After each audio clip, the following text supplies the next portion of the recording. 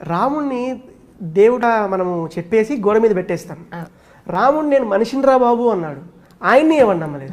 నేను చెప్తే ఎవరు నమ్మరు, ఆయన నేను మనిషిని రా బాబు. లాస్ట్కి బ్రహ్మగారు వచ్చేసి స్వామి భవాన్ నారాయణో దేవ సీతా మహాలక్ష్మి అని చెప్తాడనమాట రావణాసుడి వధ తర్వాత.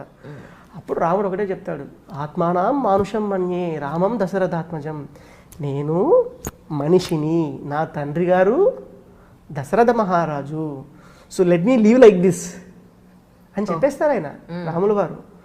సో రాముడు మనిషి. కాకపోతే మన ముందు ఎందుకు పెట్టుకున్నామనంటే, ఇప్పుడు గాంధీ గారిని మన ఇంట్లో ఫోటో ఎందుకు పెట్టుకుంటున్నామండి, సుభాష్ చంద్రబోస్ గారి ఫోటో ఎందుకు పెట్టుకుంటున్నాము, అల్లూరి సీతారామరాజు గారి ఫోటో ప్రేరణ పొందడం కోసం, అవునా కదా?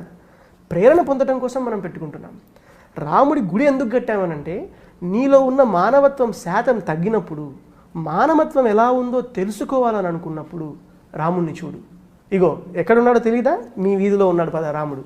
ఆ రాముణ్ణి చూడు.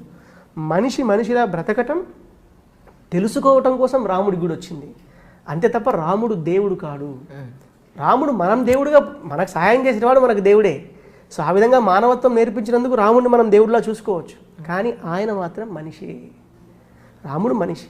సో మరి మనిషిలా ప్రవర్తించడానికి వచ్చిన అవతారం పిల్లలకు నేర్పించాలి కదా. We have to tell them.